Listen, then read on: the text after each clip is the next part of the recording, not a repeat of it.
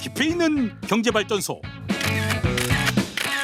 시민과 함께 공부하는 경제시사 프로그램 경제발전소 박연미입니다. 한쪽으로 치우치지 않고 평균대 위에서 딱 따져보겠습니다. 쏟아지는 경제기사 속에서 중심 잡는 법 배우는 따져봅시다. 참세상연구소 홍성만 연구실장님 오셨습니다. 안녕하세요. 네, 안녕하세요. 네, 실장님 저 궁금증 몇 개만 해소해드리고 갈게요. 아까 베란다하고 발코니 얘기했거든요. 네네.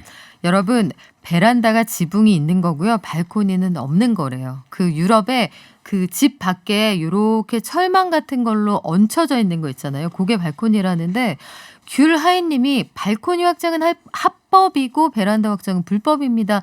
이렇게 보내주셨는데 이게 이렇게 되는 모양이죠. 이 관련된 전문가분들 의견 받겠습니다. 자, 우리는 오늘 법인세 따져본다고 하셨는데 삼성전자의 법인세를 따져보겠다. 구체적으로 어떤 내용입니까? 네, 그 4월 2일자 한국경제신문인데요. 그 삼성전자 세 부담 TSMC, 그러니까 대만의 반도체 기업에 이제 2.5배다 이런 기사가 있습니다. 이거를 좀 보면은 그 유효 그 법인 세율이라고 이게 좀 약간 그 회계 개념인데요. 네. 그 회계 장부상의 법인세 비용이라는 게 있습니다.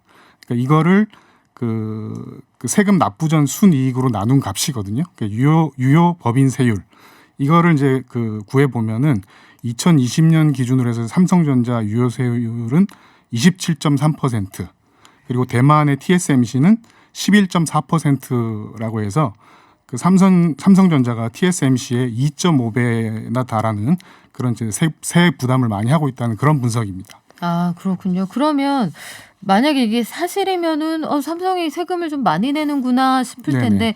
이게 진짜냐 아니냐 그게 중요하잖아요. 네네. 진짜 그렇습니까? 저도 의아해서 이걸 네. 좀 찾아봤는데요. 그 우리나라 법인세 최고 세율은 25%예요. 네. 근데 이제 삼성전자 유효세율이 27.3%다 그러면 이게 이제 법정 최고 세율보다도 세금을 더 많이 내는 게 됩니다. 그러네요. 굉장히 이상한 거죠. 네. 그래서 이제 이게 이제 유효세율이라고 하는 것이 의미가 있는 것이냐, 아니면 실제 이제 삼성의 그 법인세 납부율이 높으냐, 뭐 이런 게 지금 논란이 되고 있는 그런 상황입니다. 그러면 이게 세금은 원래 여러 가지 감면 정책이 있잖아요. 네. 예전에도 보면 일자리 많이 내면은 일자리가 얼마 이상 늘어날 때 법인세를 깎아준다라든지 뭐 다양하게 사회적으로 공헌하면은 감면해주는 제도가 있는데 네. 회계 장부상 법인세 요 좀 깎아주는 제도가 많지 않아요? 예, 뭐 감면 제도는 많은데요. 일단 그 전에 이게 유효세율이라는 걸 먼저 좀 아셔야 되는 게 이게 이제 그 회계 이걸 결정하는 게 이제 그 회계 장부상에 있는 네. 법인세 비용인데 이거는 실제 내는 법인세가 아니에요. 추정치입니다. 그러니까 이제 법인세는 이제 발생 그 시점도 좀 다르고 그리고 이제 과세 대상 소득하고 회계 장부상 소득 대상도 좀 다르거든요. 그러니까 실제 내는 그 법인세 세금과 그다음에 장부상 세금이 좀 다른 그런 상황인데 이 유효세율은 법인세 비용을 장부상 비용을 이제 적기 때문에 이 실제 내는 이제 실효세율하고는 완전히 다른 개념입니다. 아, 그렇군요. 이게 실질 실효세율이라고 해서 원래는 명목상으로는 우리가 25%지만 그동안 일자리 만들었고 뭐 설비 투자해서 네네. 세액공제도 해주고 그럴 거니까 우리가 몇 프로 깎아줄게 해서 실질적으로 세금을 얼마 내느냐 요거는 실질 실효세율로 따져야 된다 이 말씀이잖아요. 네, 그 우리나라 이제 실효세율은 실제 이제 그 법정 최고세율보다 낮을 수밖에 없는데요. 그 법인세 구간이 그 네 구간이 있습니다. 그러니까 작게는 이제 10%부터 네. 최고 이제 많게는 이제 25%까지 나눠서 그 구간마다 이제 세금을 매겨서 그걸 합산한 거기 때문에 그 최고 세율이 25%보다 이제 낮을 수밖에 없는 그런 상황이고요. 그리고 아까 말씀하신 대로 이제 각종 감면 제도나 공제 제도가 있기 때문에 이 그 과세 대상이 되는 소득이 줄어들어요. 그렇게 되면 또 실효세율이 그 줄어들기 때문에 그 굉장히 낮은 수준으로 이제 결정이 되는 그런 상황이죠. 그래서 이제 법인세 비용으로 그 기업 세율을 비교하는 것 자체는 큰 의미가 없는 그런 상황이고요. 이거는 이제 실제 납부액이 아니기 때문에 그렇습니다. 이게 그러면은 수평 비교할 수도 없고 회사마다 감면되는 내용이 다르다면은 네. 비교의 의미가 굉장히 줄어드는데 이거 왜 비교하는 거예요?